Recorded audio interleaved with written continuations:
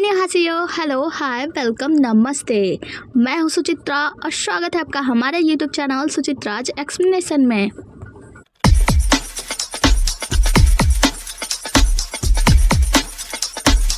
चलो अब जल्दी से वीडियो को लाइक करो और चैनल को सब्सक्राइब करो। इसी के साथ हम आज का ड्रामा देखने वाले इन ब्लॉसम का एपिसोड नंबर 4। मैं गहरी नींद से उठकर एक्सप्लेनेशन कर रहा हूँ, तो कृपया मेरे भयानक आवाज को इग्नोर करें। तो एपिसोड की स्टार्टिंग में हम देखते हैं कि सांगवान जी उठती है और उठ के आती है। मिस लान यानी अपनी नौकरानी से पूछती है कि अच्छा ये बताओ मेरा भाई लांग कहाँ गया है। वो कहती है लांग को कल जरूरी काम आ गया था, इसीलिए सांगवान लांग जो है वो चले गए हैं और वो आपके लिए यहाँ बहुत सारे इतने सारे पैसे और ये कुछ नौकरानियाँ छोड़ के गए हैं। तो वो कहती है कि क्या मेरा भाई चला गया। फिर मन ही मन सोचती है कि यार मतलब मेरा भाई कितना अच्छा ना, मुझसे कितना प्यार करता है। तो फ्यूचर में चल के पता चलेगा मैं तो उसकी बहन हूँ ही नहीं, तो उसे कैसा लगेगा, कितना बुरा लगेगा। उसकी नौकरानी कहती है क्या हुआ मैडम, क्या आपको कुछ और चाहिए, किसी और चीज़ों की ज़रूरत है। वो कहती है नहीं और चीज़ों की ज़रूरत नहीं है, इन नौकरानियों को भेजो, घर से खाली करो और हम चलते हैं अपने काम पर। वो कहती है काम पर। वह कहती है कि हाँ हमें कार्यालय जाना है। यहाँ पर जी सांगवान जो होती है वो मजिस्ट्रेट के कार्यालय के पास में पहुंच जाती है, बाहर खड़ी रहती है और यहाँ पे पहुंचते हैं पैनियो का नौकर कहता है क्या आप सच में जानते हैं कि ये मिस जो सांगवान है वो आपके साथ काम करे। तो वो कहते हैं कि चिंता मत करो, वो आई है, जल्दी उसे वहां से भगा देंगे, कोई ज्यादा मुश्किल नहीं होगी। दोनों लोग आमने सामने होते हैं, जहाँ पे जी सांगवान जो होती है वो मिस्टर पैन को कहती है नमस्कार मिस्टर पैन। मिस्टर पैन कहते हैं कि सांगवान तुम यहाँ कार्य करने आए हो है ना, तो ये सब सामान क्यों। तो वो कहते हैं दरअसल बात यह है कि मेरा भाई कल ही राजधानी चला गया है और सनशाइन गार्डन को भी साफ करवा दिया गया, तो मेरे लिए रहने की कोई और जगह नहीं है, तो कृपया आप मुझे यहीं पे रहने दें, मतलब कार्यालय में ही रहने की इजाज़त दे दें। अगर नहीं देंगे तो फिर मुझे कहीं बाहर रहना पड़ेगा, मैं कहाँ जाऊँगी। तो वो कहते हैं कि ठीक है, वैसे तुमने कल कहा था कि तुम कुछ भी करने के लिए तैयार हो कार्यालय में काम करने के लिए, मतलब तुम चाय वाय भी परोस लोगी है ना। तो वो कहती है हाँ बिल्कुल, आप जैसा कहेंगे मैं करूँगी। तो वो कहते हैं ठीक है। उसके बाद से हम मजिस्ट्रेट कार्यालय में अंदर की तरफ जाते हैं, जहाँ पे आप देखते हैं कि जितने भी लोग होते हैं ना सभी लोग खेल में बिजी होते हैं, मतलब कुछ दाव वाव लगा रहे होते हैं लोग। तभी यहाँ पे एक गोटी आती है सामने और उनका मेन मजिस्ट्रेट जो भी होता है वो आता है गोटी उठाने के लिए।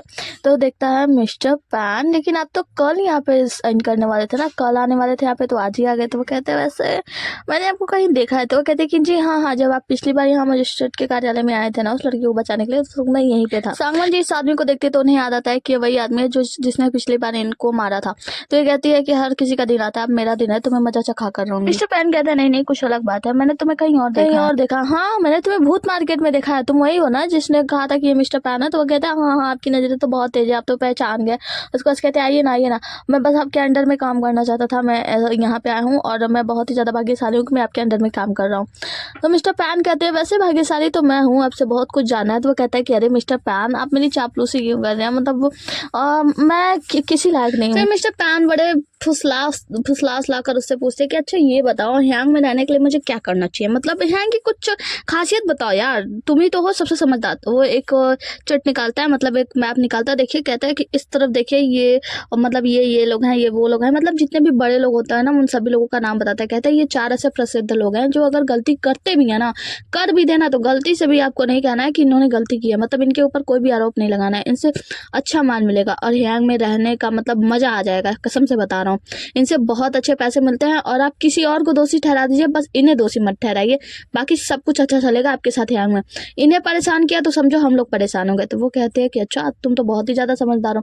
उसके बाद से वो अपने साथी से कहते हैं कि जी अच्छा बताओ इस मतलब ऐसे मजिस्ट्रेट का जो कि इतना सारा गबन करता हो और रिश्वत लेता हो उसके लिए क्या सजा है। तो वो जी बताता है, वो कहता है कि ऐसे मजिस्ट्रेट को ना एक वही सजा देनी चाहिए जो कि चोरों को दी जाती है, कोड़ों से मारना, जान से मारना, मतलब वगैरह वगैरह बताता है। तो मिस्टर पैन कहता है तो ठीक है फिर इन्हें सजा दी जाए, 20 बेतों की सजा दी जाए, 20 बेत इन्हें मारे जाए। वो कहता है कि ये बाकी सभी लोगों के लिए ना सबक होगा, मतलब बाकी सब लोग देख के इससे सीख ले, वरना आगे चल के अगर ऐसा कोई भी गलती करता है तो उसे कड़ी सजा दी जाएगी। मिस्टर जी उन्हें खींच के ले जा रहे होते हैं और सांगवान जी उन्हें देख रही होती हैं। मिस्टर पैन कहते हैं सांगवान जी। तो वो देखती है हाँ मैं। तो वो कहते हैं कि हाँ जाओ और उसे 20 बेटे मारो। तो वो कहती है क्या मैं। तो वो कहते हैं हाँ। फिर वो जाती है बेत उठाने। तो वो मन में सोच रही होती है कि अच्छा तो ये चाहता है कि मैं बुरी बन जाऊँ, ये अच्छा रहे। फिर वो लेकर आती है बेत, फिर नाटक करती है कि अरे यार मुझसे तो उठ ही नहीं रहा। फिर आराम से मतलब धीरे धीरे बहुत धीरे धीरे मारती है और ये जो शैतान होता है ना बहुत जोर से चीख रहा होता है, चिल्ला रहा होता है जोर से। तो मिस्टर पैन जो होते हैं वो कहते हैं कि सांगवान जी आपसे ये काम नहीं हो रहा है, देखो आपको ना एक भ्रष्ट अधिकारी को सजा देनी है, उसे मजा नहीं देना है। तो वो कहती है अच्छा। तो वो कहता है कि अगर आप नहीं कर पा रहे तो ठीक है, आप अपना सामान पैक कीजिए, अपने घर चले जाइए। तो फिर अपना ताकत दिखाती है, कहती है कि हाँ पहले भी तो इसने मेरे साथ बुरा किया था और वैसे भी ये तो बुरा अधिकारी है ना, तो इसे सजा देना भी जरूरी है। तो खूब जोर जोर करके 20 बेत मारती है उसे। जी सांगवान अपना काम खत्म करती है, आके महाराज से कहती है महाराज मेरा काम हो गया। उसके बाद से महाराज पैन जो होते हैं वो बाकी वहाँ के खड़े लोगों से कहते हैं कि और आप लोगों का क्या किया जाए। तो वो लोग कहते हैं कि महाराज हमें माफ कीजिए, हमारी इसमें कोई भी गलती नहीं है, हम तो हमेशा से मजिस्ट्रेट साहब को समझाना चाहते थे। एक बूढ़ा कहता है कि मैं तो हमेशा से इनको कहता था कि आप अच्छे राह पे चलिए, लेकिन ये माना नहीं करते थे। बहुत अच्छा हुआ कि आप आ गया, अब आप सब कुछ सही कर देंगे। मिस्टर पैन कहते हैं ठीक है, फिर 2 घंटों के लिए मैं यहाँ से जा रहा हूँ और 2 घंटों के बाद मैं इस काउंटी यामेज को वास्तविक काउंटी यामेज की तरह देखना चाहता हूँ, तो जल्दी से सारी तैयारी कर दी जाए। सभी लोग सफाई वफाई के काम में लग जाते हैं। आगे सांगवान जी जो होती है मिस्टर पैन से पूछते हैं कि मिस्टर पैन मैंने अच्छा काम किया ना। तो वो कहते हैं कि हाँ अच्छा काम किया, लेकिन अपनी बुद्धि का थोड़ा इस्तेमाल कर लिया करो, हर जगह लोगों की मदद नहीं करनी चाहिए। वो कहती है कि हाँ मैं तो दरअसल बस चाहती थी कि मजिस्ट्रेट को ज़्यादा चोट वोट ना लगे। तो वो कहते हैं ठीक है, लेकिन अपने दिमाग का अच्छे से इस्तेमाल किया करो, तुमने अच्छा काम किया है। और तो वो कहती है कि आप मेरी इतनी तारीफ कर रहे हैं तो सही है। तो वो कहते हैं कि खैर तुम मुझे अगले हॉल में मिलो, मैं चलता हूँ यहाँ से। और मिस्टर पैन वहाँ से चले जाते हैं। आगे हम देखते हैं कि सांगवान जी की नौकरानी ना उनके कमरे की तैयारी करा रही होती है, मतलब साफ सफाई करा रही होती है, फिर पौधे लगा रही होती है। यहाँ पे जितने भी लड़के होते हैं ना, लड़के जो यहाँ पे काम कर रहे होते हैं, वो सारे लड़के देखकर मतलब अजीब अजीब बातें कर रहे होते हैं, क्योंकि पहली बार यहाँ पे कोई लड़की आई है काम करने के लिए। ये लोग बहुत ही ज़्यादा खुश होते हैं, अंदर से इन लोग के अंदर चुल मच रही होती है। यहाँ पे नौकरानी जाती है और उनसे बताती है कि सांगवान जी देखिए आपके कमरे को थोड़ी बहुत सफाई करा दी गई है, आपको पसंद तो आई ना। तो वो कहते हैं थोड़ी सफाई।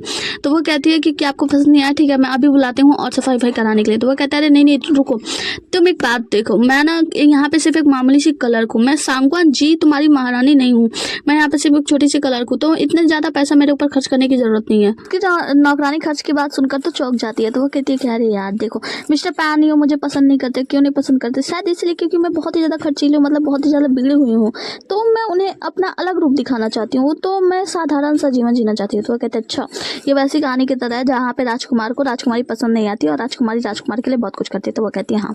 आगे की सीन में हम देखते हैं कि सांगवान जी चाय वाय पी रही होती है, तभी उनकी नौकरानी उनके लिए कुछ कपड़े वपड़े लेके आती है और कहती है कि ये देखिए जैसा कि आपने कहा था मैंने एक नौकरानी के कपड़े बना दिए। तो वो कहती है कि देखती है, फिर कहती है ये कुछ ज़्यादा फटे हुए नहीं है।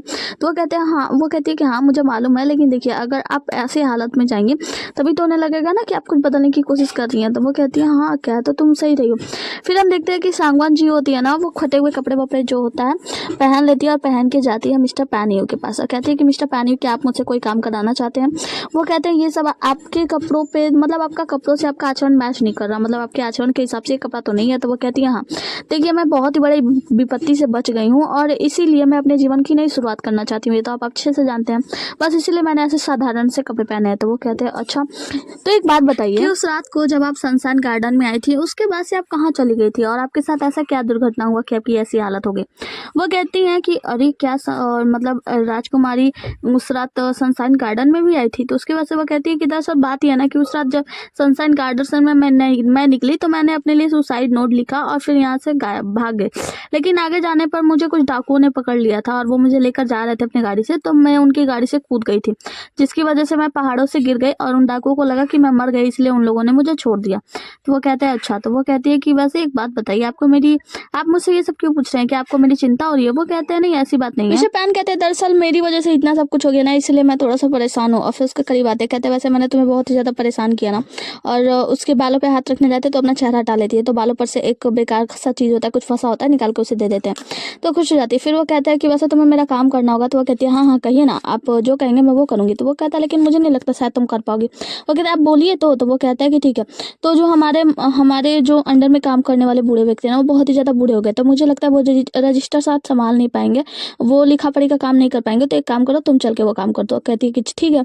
उसके बाद हम देखते हैं वो बैठ के काम कर रही होती है, तो मिस्टर पैन जो होता है उसकी तरफ देख रहे होता है। तो वो कहती है कि वो मैं हूँ जो इसके ऊपर नजर रखने के लिए आई हूँ, लेकिन पता नहीं क्यों ऐसा लग रहा है जैसे ये मेरे ऊपर नजर रख रहा है। ये सोच रही होती है तभी वहाँ पे बूढ़े अधिकारी आते हैं और कुछ फाइल लेकर कहते हैं कि ये पुराने समय की फाइल है, मतलब 1 महीने 2 महीने पहले की फाइल है। तो वो कहते हैं ठीक है, इसे ले जाके अंदर संग्रहालय में रख दो जहाँ पे सारी फाइलें होती है, बाद में देख लूंगा। तो वो कहते हैं ठीक है। उसके बाद सांगवान जी सोचते हैं कि इस फाइल में जरूर मेरी वाली फाइल होगी जिसमें मेरे मौत की जाँच की गई थी, तो मैं जाकर उस फाइल को देख लूंगी। अब ये सोच रही होती है तभी वहाँ पे उनका मिस्टर जी आते हैं और मिस्टर पैन से कहते हैं कि मिस्टर पैन गाड़ी तैयार है, अब आपको चलना चाहिए। तो वो कहते हैं ठीक है। मिस्टर पैन जब गाड़ी से निकलने वाले होते हैं तो वो देखते हैं इनकी तरफ, सांगवान जी की तरफ, कहते हैं कि क्या हुआ, तुम नहीं चल रही हो? तो वो कहती है हाँ हाँ बिल्कुल चल रही हूँ, फिर साथ में चली जाती है। हमें मार्केट का सीन दिखाया जाता है जहाँ पे देखते हैं कि ये लोग गाड़ी में जा रहे होते हैं, तभी बाहर में एक लड़की आती है और खूब जोर से चिल्लाते हुए कहती है कि भ्रष्ट अधिकारी अधिकारी बाहर निकलो, तुम सब पाखंडी हो, कितने पाखंडी हो तुम।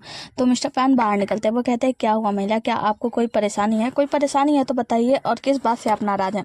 वो कहती है कि तुम भ्रष्ट हो और मुझे तुम सभी अधिकारियों से परेशानी है जो इतना दिखावा करते हैं अच्छे होने का, और तुम सब कितने बुरे होते हो। तो यहाँ पे जो मिस्टर पैन कहते हैं कि आप खुलेआम सबके सामने मुझे गाली दे रही हैं एक अधिकारी को, तो आपको पता है इसकी क्या सजा हो सकती है? इसकी सजा में आपको 30 बेत और आधे साल की सजा हो सकती है। तो वो कहती है हाँ दे दो ना मुझे सजा। तो यहाँ पे वो लड़की बचाने के लिए सामने आती है और कहती है कि देखो, अगर कोई और अधिकारी रहता ना तो आपको सजा दे देता, लेकिन मिस्टर पैन है तो आपको सजा नहीं देंगे, क्योंकि वो बहुत ही ज़्यादा अच्छे हैं, आपके जैसे असभ्य लोगों को आसानी से सह सकते हैं। अब ये बातें कर रही होती है, तभी वहाँ पे उसका पति आता है, कहता है कि माफ़ कीजिएगा महोदय, दरअसल ये मेरी पत्नी है और थोड़ी दिमाग से पैदल है, और इसके किए गए बेकार कार्यों के लिए मुझे माफ़ कर दीजिएगा। तो यहाँ पे मिस्टर सांगवान जी देखती है कि उसके शरीर पे, मतलब लड़की के शरीर पे बहुत सारी चोटें लगी हुई है, जिससे पता चलता है कि उसका पति उसे रोज मारता पीटता है, और वो लड़की बिल्कुल भी बंद नहीं होती है, वो उन्हें चिल्ला चिल्ला के गालियां दे रही होती है। तो यहाँ पे सांगवान जी को समझ में आता है कि वो जानबूझ के गालियां दे रही है ताकि उसे गिरफ्तार कर लिया जाए, उसके पति से बचाया जा सके। तो यहाँ पे वो कहती है कि हाँ महाराज, लेकिन बहुत ज़्यादा हो गया, ये आपको कितनी सारी गालियाँ दे रही है, तो आपको इसे ले जाना चाहिए। तो वो कहते हैं क्या तुम उसकी मदद करना चाहती हो? वो कहती है कि नहीं, मैं क्यों मदद करूँगी, ये बहुत ही ज़्यादा असभ्य है, इतने बुरी तरीके से गाली दे रही है, तो इसे सज़ा तो मिलनी ही चाहिए। तो वो कहते हैं कि नहीं, इसे कोई सज़ा नहीं मिलेगी। उसके बाद से उसके पति से कहता है कि तो आप इसे अपने घर ले जाना चाहते हैं? तो वो कहता है कि हाँ, और मुझे माफ़ कीजिएगा, ये थोड़ी सी असभ्य है। तो वो कहते हैं कि ठीक है, तो अगर आप इसे घर ले जाते हैं तो एक बात याद रखिएगा कि आगे से अगर इसने गाली दी और असभ्य तरीके से बात की तो इसका सारा दोष आपको होगा, क्योंकि आपकी पत्नी का तो दिमाग पैदल है ना। तो वो कहता है हाँ ठीक है, मुझे मंजूर है, आप जैसा कहेंगे मैं मंजूर करता हूँ। और प्रणाम करके उन्हें ले जाने लगता है, मतलब उस लड़की को ले जाने लगता है। तो वो लड़की फिर से गाली देने लगती है, कहती है कि मजिस्ट्रेट कहेंगे, तुम कुत्ते कमीने, तुम्हारी आंखें कौए नोच खाएंगे, तुम्हारी तो तुम्हारा शरीर गिलहरी नोच कर खाएगी, वगैरह वगैरह गाली देती है। तो वो कहते हैं कि क्योंकि इस लड़की ने असभ्य तरीके से बात की है तो अब इसके पति को गिरफ्तार कर लिया जाए, क्योंकि ये लड़की का दिमाग सही नहीं है, तो इसका पूरा कीड़ा कराया तो इसके पति को भुगतना पड़ेगा। तो यहाँ पे मजिस्ट्रेट पुराना वाला आता है, उसके कान में कहता है कि महाराज आप इससे गिरफ्तार मत कीजिएगा, क्योंकि उन 4 लोगों में से एक आदमी ये भी है। तो वो कहते हैं कि अच्छा तो ठीक है, इसे गिरफ्तार कर लो। और फिर कुछ सैनिक आते हैं और उसे गिरफ्तार कर लेते हैं। पुराना सैनिक तो अपना मतलब पुराना मजिस्ट्रेट तो अपना मुँह बनाने लगता है। हम देखते हैं कि यहाँ पे वो लड़की घुटनों के बल बैठ के उनसे माफ़ी मांगते, कहते मुझे माफ़ कर दीजिएगा, मैंने इतने असभ्य तरीके से बात की, और आपका बहुत बहुत धन्यवाद। यहाँ पे वो चले जाते हैं सब कुछ करने के बाद। तो राजकुमारी जो होती है, यानी संज्ञान जो भी होती है, वो कहती है कि कितना बन रहा है ना, अच्छा बनने की कितना कोशिश कर रहा है। आगे का सीन शपथ ग्रहण जैसा होता है। यहाँ पे मजिस्ट्रेट जो होते हैं पैनियो ना, वो कुछ लिख कर इनको देखते हैं मिस सांगवान जी को। सांगवान जी पढ़ती है, उसमें लिखती है कि मैं यहाँ का नया मजिस्ट्रेट महाराज के उपकार के बदले यहाँ पे आया हूँ, और मैं आप लोगों से वादा करता हूँ कि आप लोगों के न्याय के लिए मैं अपने जीवन को न्यौछावर कर दूंगा। सभी लोग खुश हो जाते हैं, कहते हैं नया मजिस्ट्रेट बहुत ही ज़्यादा मतलब अच्छा लगता है, अच्छा लग रहा है, ऐसा लग रहा है कि ये बहुत ही ज़्यादा ईमानदार होंगे। यहाँ पे कुछ बड़े लोग होते हैं जो लोग महाराज मतलब पैनियो को बहुत सारे तोहफे देते हैं, कुछ लोग कुछ मोतियाँ उपहार देते हैं, कुछ लोग किताबें देते हैं वगैरह वगैरह। और पैनियो जो होते हैं ना, वो सारी चीज़ें रजिस्टर में लिखवा रहे होते हैं कि लिख लो मुझे ये तोहफा मिला है, वो तोहफा मिला है, वगैरह वगैरह। आगे हमें कार्यालय का सीन दिखाया जाता है, जहाँ पे हम देखते हैं जी सांगवान खड़ी होती है, तभी उनको नौकरानी आगे बताती है कि कार्यालय में मैंने देखा कुछ लोग भोज पे आए हैं। वो लोग कौन है? तो वो बताती है कि दरअसल मिस्टर पैनियो को ना कुछ नए दोस्त मिले हैं, अमीर दोस्त। तो उन्हीं के साथ वो कहती है कि अरे पैनियो को यहाँ आए ज़्यादा टाइम नहीं हुआ और उन्होंने इतने अमीर और इतने जल्दी इतने सारे दोस्त भी बना लिए। तो वो कहते हैं कि हाँ, हर चमकने वाली चीज़ सोना नहीं होती, वैसे तुम जाओ वहाँ पे हाल पे नज़र रखना, मैं तुमसे थोड़ी देर बाद मिलती हूँ। उसके बाद से वो कहती है कि अब मुझे जल्दी पैनियो के खिलाफ कुछ सबूतें ढूंढनी होंगी, और जाती है संग्रहालय में, जहाँ पे बहुत सारी मतलब पुरानी दस्तावेज वगैरह रखे होते हैं। जब सांगवान जी यहाँ पे पहुंची है तो वो याद करती है कि वो अपने मास्टर के साथ यहाँ पे आई थी जब वो यान के आ गई थी। तो यहाँ पे उसके मास्टर ने यहाँ के न्यायालय के जो मेन थे उनसे कहा था हेड से कि महाराज देखिए यहाँ पे इतने सारे मतलब ऐसे पेंडिंग में केस पड़े हुए हैं, आपको उन सारे केस पे काम करना चाहिए, मतलब उन सबको सुलझाना चाहिए। तो वो कहता है मैं क्या यहाँ पे काम करने के लिए आया हूँ और कितने सारे केसों का मैं निपटारा करूँ? मिस्टर जियांग आप बहुत ही ज़्यादा बूढ़े हो गए, तो एक काम कीजिए, आप यहाँ से दफ़ा हो जाइए, मतलब आप अपना जो भी करना है ना कीजिए, कागज वागज का काम, और यहाँ से निकल जाइए। आप बूढ़े हैं ना, तो फिर लोगों से उन्हें धक्के मार के निकाल दिया जाता है। उसके बाद से सांगवान जी अंदर जाती है और कागज वागज खगाड़ने लगती है, इधर उधर ढूंढने लगते थे। वहाँ पे बूढ़े व्यक्ति आते हैं, बूढ़े व्यक्ति को देखकर वे एकदम से बदल जाती है और कहती है कि आप कहाँ थे अंकल, मैं कब से आपको ढूंढ रही थी। आपको पता है मिस्टर पैन ने मुझे वो कागज लाने के लिए भेजा था जहाँ पे यान केवई की मौत की दस्तावेज थी, और वो चाहते थे कि उनके ऊपर जो दाग लगाई जा रही है, मतलब बहुत ज़्यादा एफआईआर फैल रही है, लोग उनके ऊपर दाग लगा रहे हैं, तो वो चाहते हैं कि अपने ऊपर से लगे उस दाग को मिटा सके, और उस कागजात को कब से ढूंढ रहे हैं, मैं कब से ढूंढी हूँ, मिल नहीं रहा है, और आप भी पता नहीं कहाँ चले गए थे। तो वो कहता है क्या ऐसे क्या, लेकिन उन्होंने तो उस दिन उस फाइल को खुद छीन लिया था। तो कहती है क्या तो वो कहते हैं हाँ, और उसके बाद से वहाँ से गायब हो जाती है। मिस्टर पैनियो के कमरे में जाती है जहाँ पे जाकर वो चारों तरफ जांच करती है। चारों तरफ जांच करने पर उनके टेबल पे एक लेटर मिलता है जिससे वो पढ़ती है और उसमें लिखा होता है कि तुम मुझे छोड़कर चली गई और हम दोनों एक कबूतर के जोड़े की तरह थे, फिर तुम मुझे छोड़कर हो गए वगैरह वगैरह, मतलब एक कविता लिखी होती है जहाँ पे यहाँ पे इस सांगवान जी को समझ में आता है कि वो राजकुमारी से कितना ज़्यादा प्यार करता था। अगर देखा जाए तो वो दोनों एक दूसरे के लिए ही बने हैं। उसके बाद से वो पूरे कमरे की जांच करने लगती है चारों तरफ और जाकर देखती है तो एक बक्सा होता है, उस बक्से के अंदर एक और छोटा सा बॉक्स होता है, पर उस बॉक्स में लगा होता है ताला और उसकी चाबी उसे नहीं मिल रही होती है। अभी ये कुछ कर ही रही होती है तभी यहाँ पे मिस्टर पैनियो अंदर आते हैं। मिस्टर पैनियो अंदर जाते हैं तो अपने कपड़े को चेंज करने जाते हैं जहाँ पे उनके कपड़े से एक चाबी गिर जाती है। वो देख के समझ जाती है कि वही उसी बक्से का चाबी है। उसके बाद से मिस्टर पैनियो जो होते हैं वो कपड़ा वपड़ा चेंज करते हैं और हम देखते हैं कि उनके शरीर पे ना बहुत सारे दाग होते हैं, मतलब चोट लगने के। तो यहाँ पे राजकुमारी जो सांगवान जी होती है वो सोच रही होती है कि इन्हें चोट कैसे लगी, मतलब ये दाग तो बिल्कुल तरोताज़ा लग रहा है, ऐसा लग रहा है 1 महीने पहले इन्हें चोट लगी है। अभी ये सोच रही होती है तो वो अपना कपड़ा वपड़ा चेंज करके जाते हैं। फिर वो बाहर निकलने वाली होती है कि चलो अब चाबी से उठाएंगे और ताला खोल देंगे।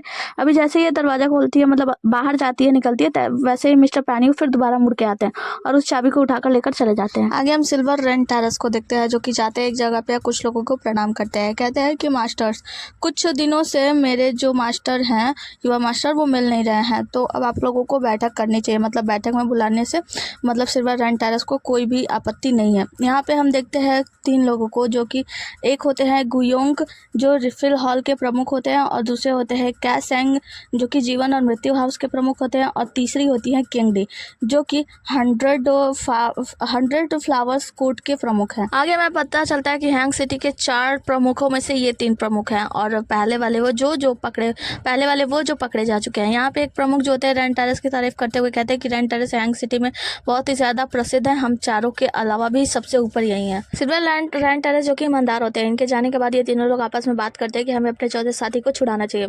ये लोग कहते हैं लेकिन कैसे, हम लोग जिससे छुड़ाने जा रहे हैं, मतलब जो यहाँ का मजिस्ट्रेट है, आपको पता है वो महाराज का भावी दामाद है। तो इसमें से एक कहता है कि देखो भावी दामाद है होगा, लेकिन तुम्हें पता है वो यहाँ पे मुझे ऐसा लगता है कि कुछ ही दिनों के लिए आया है। रेंट जब से ही वो हैंग में आया है उसे बहुत सारे उपहार और तोहफे मिले हैं और कुछ ही दिनों में मुझे लगता है वो राजधानी लौट जाएगा और राजकुमारी के साथ विवाह करके अपना जीवन वहाँ सुखी से बिताएगा। तो कुछ दिनों के लिए परेशान होने की जरूरत नहीं, कुछ ही दिनों में सब कुछ ठीक हो जाएगा। ये लोग बात करते हैं आपस में कि इस मजिस्ट्रेट से ना छुटकारा पाने के लिए कोई कुछ ना कुछ तो करना होगा हम लोग। आगे हम राजकुमारी सांगवान जी को देखते हैं जो कि कुछ सोच रही होती है कि आखिर मैं वो चाबी कैसे हासिल कर सकती हूँ। अभी ये सारी चीज़ें सोच रही थी तभी इसे कुछ याद आता है और वो भागते हुए बाहर निकल जाती है, मतलब कार्यालय से बाहर चली जाती है। हम देखते हैं कि जब ये बाहर जा रही होती है ना तो इसके पीछे पीछे मिस्टर जी भी जा रहे होते हैं, यानी मिस्टर पैन के खास नौकर, वो उनके पीछे लगे होते हैं और सांगवान जी जा रही होती है। तो अब देखते हैं कि यहाँ पे इनकी जो दोस्त होती है ना, ये बैठ के कुछ कंगन चूड़ी जो भी होता है बेच रही होती है। तो उसे देखकर बोलने जाती है यांग, लेकिन वो देखती है कि उसका पीछा कोई कर रहा है तो वो शांत हो जाती है, फिर अपना सामान बेचने लग जाती है। हम देखते हैं कि इसको झांसा देने के लिए, यानी मिस्टर जी को झांसा देने के लिए जो राजकुमारी सांगवान जी होती है ना, वो पहुंच जाती है ब्यूटी पार्लर में। ब्यूटी पार्लर के अंदर जाने के बाद जो मिस्टर जी होते हैं वो बाहर ही बैठ जाते हैं। तो ब्यूटी पार्लर वाली एक लड़की आती है सांगवान जी के पास। तो सांगवान जी कहती है वो मेरा दोस्त है और नया नया यहाँ पे आया है, तो आप कुछ पैसे लीजिए और ले जाकर उसका फेस का ट्रीटमेंट कीजिए। तो वो कहती है कि अच्छा। तो वो जाती है और उसे खींच के ले जाती है फेस ट्रीटमेंट करने के लिए मिस्टर जी को। हम देखते हैं वहाँ फंसाने के बाद जो सांगवान जी होती है वो अपनी दोस्त और शान से मिलती है। जिया शान कहती है कि वो आदमी तुम्हारा पीछा क्यों कर रहा था, क्या पैनियो को तुम्हारे ऊपर कोई शक है? तो वो कहती है कि हाँ शायद शक है, या फिर शायद इसलिए पीछा कर रहा था कि कुछ हाथ लग जाए, उसके बाद वो मुझे वहाँ से निकाल सके कार्यालय से। वैसे कहती है कि वैसे मैं तुमसे एक बात के लिए आई हूँ, मैं चाहती हूँ ना तुम मुझे वो दवाई ला कर दो जिससे लोग बेहोश हो जाते हैं ना पीने के बाद। तो वो कहती है अच्छा ठीक है, लेकिन तुम्हें पता है मैंने मास्टर जियांग के बारे में पता किया, मुझे पता चला कि जैसा रंग रूप और जो कुछ भी तुमने बताया था ना उस हिसाब से एक आदमी है जो एक तरफ दवाइयाँ बेचता है। तो कहती है अच्छी बात है, इसका मतलब ये है कि मास्टर जियांग शायद जीवित हैं। उसके बाद से वो दवाई लेने के बाद चली जाती है। सांगवान जी जब अंदर आती है तो उसकी नौकरानी से पूछती है कि आप कहाँ चली गई थी, मैं आपको ढूंढ रही थी। तो वो कहती है कि दरअसल मैं थोड़ा सा उब गई थी तो मैं कुछ खाने पीने के लिए लेने चली गई थी। तो कहती है वैसे वो व्यक्ति कौन है जो उपहार लेकर आया? तो वो कहती है कि मिस्टर यून ने बताया कि वो उन 4 बिगड़े हुए जो अमीर लोग हैं ना, अमीरजादे हैं ना, उनमें से एक है। तो वहाँ पे सुनने चली जाती है जहाँ पे वो आदमी उनसे कहता है कि मिस्टर पैन आपने क्या सोचा है? तो कहते हैं कि मुझे समझ नहीं आप किस बात में बात कर रहे हैं। तो वो बिगड़ा आदमी कहता है कि मैंने सुना है कि वान काई को जनता के सामने आपने गिरफ्तार कर लिया है। मिस्टर पैन कहते हैं कि इतने लोगों के सामने मैंने उसे गिरफ्तार कर लिया और अब मैं उसे छोड़ दूँ तो आपको क्या लगता है लोगों के सामने मेरा नाम नहीं हंसने लगेगा? तो मुझे नहीं छोड़ना चाहिए ना। तो वो आदमी कहता है कि ठीक है आप अपनी कीमत बताइए ना, आप जितनी कीमत बताएंगे उतना देंगे। तो कहते हैं कि 4। तो वो कहते हैं क्या 40,000? तो वो कहते हैं नहीं 40,000 नहीं बल्कि 40 लाख। तो वो कहता है कि ठीक है मैं आपकी कीमत देने को तैयार हूँ। तो यहाँ पे जो मिस सांगवान जी होती है वो सोच रही होती है कि ये बचपन में कितना ज़्यादा ईमानदार था ना, अब तो बिल्कुल भी ईमानदार नहीं है। सांगवान जी क्या करती है कि शराब की बोतल तैयार करती है, कहती है कि आपको शराब पीना बहुत पसंद है ना, मैं आपको पिलाती हूँ अच्छे अव्वल दर्जे का शराब। यहाँ पे शराब की बोतल पे लेबल वेबल लगा के पूरा तैयारी कर लेती है और खाना वाना बनाती है, मतलब अपने हाथों से खाना वाना बनाकर सबको दावत पे बुलाती है। सभी लोग यहाँ पे आते तो हैं, लेकिन ये इसको देखकर वहाँ से जाने लगते थे। वो कहती है अरे अरे तुम लोग कहाँ जा रहे हो आज, मतलब मैं बहुत ही ज़्यादा खुश हूँ और यहाँ पे आने की खुशी में मैं आप लोगों को दावत देना चाहती हूँ, तो आओ ना सभी लोग। तो सभी लोग आकर बैठ जाते हैं। उसके बाद से ये लोग बैठे होते हैं, तभी वहाँ पे से गुजरते हैं मिस्टर पैन्यू। तो एक लोग कहते हैं कि मिस्टर पैन्यू को बुला लो, हमारे साथ टोस्ट करेंगे। सांगवान जी बुलाने नहीं जाती, पर कोई चापलूसी करके जाता है कि महाराज पहली बार किसी को हम लोग बीच सड़क से उठा कर लाए हैं, मतलब कैद वो गिरफ्तार करके लाए हैं, तो इसी खुशी में हम लोग जश्न मना रहे आइए ना हमारे साथ टोस्ट कीजिए। तो वो कहते हैं फिर आने वाले होते हैं, लेकिन फिर सांगवान जी का चेहरा देखते हैं, कहते हैं हाँ क्यों नहीं जरूर, और फिर आकर वो भी इन लोगों के साथ बैठ जाते हैं। सभी लोग मिलकर दारू वारू पी रहे होते हैं। यहाँ पे सांगवान जी मन ही मन सोच रही होती है कि मैं आपको शराब नहीं पिला सकती, लेकिन हाँ आपको आज अच्छा मजा चखाऊंगी। बहन भी कहते हैं कि सांगवान जी क्या हुआ, क्या आप मुझे टोस्ट नहीं करेंगी? वो कहती है हाँ क्यों नहीं, फिर वो भी टोस्ट करती है। ये लोग पीते हैं। दूसरी तरफ हम देखते हैं कि इनकी नौकरानी, सांगवान जी की जो नौकरानी होती है ना, वो जी को ले जाकर शराब पिला रही होती है। वो कहती है नहीं मैं नहीं पीता, तो उसे जबरदस्ती पिला देती है।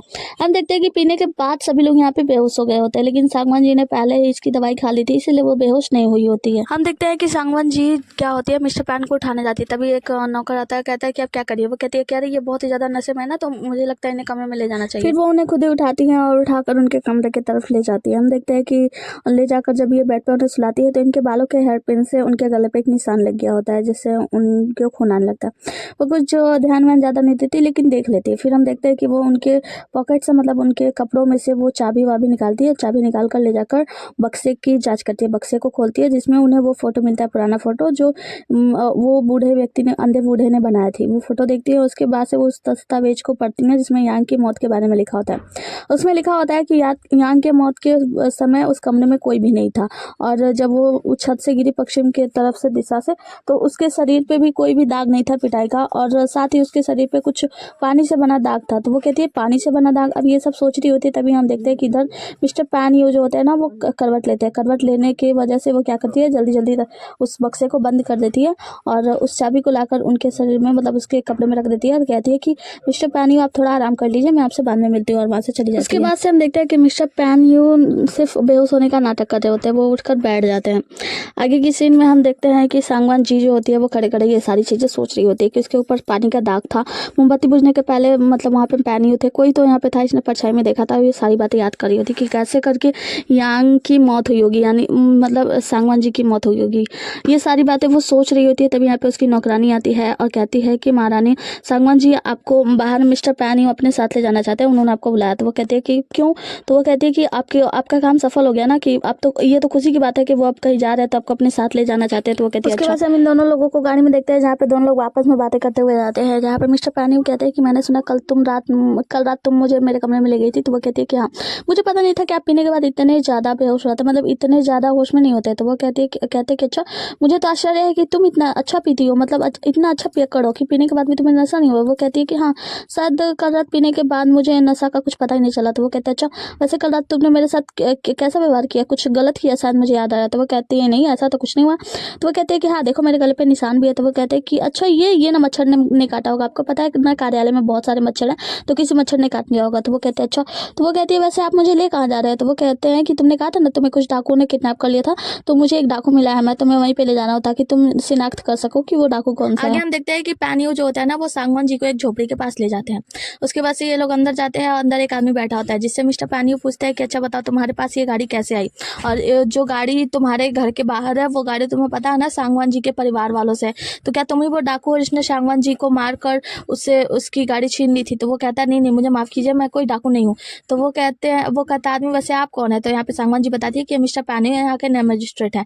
इतना सुनना था कि वो आदमी वहाँ से भागने लगता है, कहता है कि मुझे माफ़ कर दो, मैं कोई डाकू वाकू नहीं हूँ। तो वो कहते हैं कि सांगवान जी तुम बताओ क्या ये डाकू है? तो वो कहती है नहीं माफ़ कीजिएगा, ये वो डाकू तो नहीं है, लेकिन हाँ उस वक्त जो डाकू थे ना, वो नकाबपोश थे, तो ये हो सकता है, ये तो मैं नहीं बता सकती। उसके बाद से वो आदमी कहता है कि मुझे माफ़ कीजिएगा, दरअसल मैं कोई डाकू नहीं हूँ, मैं सनशाइन गार्डन से गुजर रहा था, मैंने वहाँ पे गाड़ी देखी थी, और मैं चाहता था कि मैं अंदर से जाकर कुछ मूल्यवान चीज़ें चुरा लूँ, जिसे चुराने के बाद मैं धनी हो जाऊँगा, मतलब मेरे पास बिल्कुल भी पैसे नहीं थे। तो मैं अंदर गया, तो मैंने ये गाड़ी देखी, और मैं ये गाड़ी वहाँ से चुरा लाया, और मैं कोई डाकू नहीं हूँ, मैं तो बस एक चोर हूँ, मैंने बस चोरी की है। उसके बाद से वो माफ़ी मांगता है। मिस्टर पैन यू कहते हैं कि ठीक है, तो बताओ वो गाड़ी कहाँ है? तो वो आदमी ले जाता है कि हाँ वो गाड़ी उस तरफ है। मिस्टर पैनियो जाकर उस गाड़ी की जांच कर रहे होते हैं। कहते हैं सांगवान जी से, सांगवान जी एक बात बताओ, तुमने कहा कि तुम गाड़ी से गई थी और जैसे ही गाड़ी से उतरी उन डाकुओं ने तुम्हें पकड़ लिया और तुम्हें उठाकर ले गए। तो एक बात बताओ, ये गाड़ी वहाँ पे उस समय सनशाइन गार्डन में क्या कर रही थी जब तुम्हें डाकुओं ने पकड़ा था? तो कहती है हाँ मुझे भी समझ नहीं आ रहा है कि ये गाड़ी जो है वो सनशाइन गार्डन में क्या कर रही थी। और वो गाड़ी देखकर ना उसे याद आता है उस वक्त जब राजकुमारी सांगवान जी इससे मिलने आई थी, यांग मिस्टर यांग मिस यांग कैवई से मिलने आई थी। ये सारी चीज़ें याद करती है। हम देखते हैं कि यहाँ पे वो जाकर गाड़ी की जांच वाच कर रहे होते हैं। उस पर देखते हैं काली मिट्टी, और उसके बाद से उस गाड़ी को देखने के बाद सांगवान जी को देखते हैं ट्रैक्टिस नज़रों से, मतलब उसे क्या बोलते हैं मुझे पता नहीं है, मतलब बहुत ही अजीब नज़रों से उन्हें घूर रहे होते हैं। इसी के साथ हमारा आज का एपिसोड खत्म होता है। मिलता है अगले एपिसोड में, तब तक के लिए बने रहिए हमारे साथ। Tata bye bye, take care. और हाँ, मैंने बीच में क्या गलत बोला था ना जो इंग्लिश वर्ड, उसको सही करके जाना। चलो बाय, कमेंट में सही बता देना।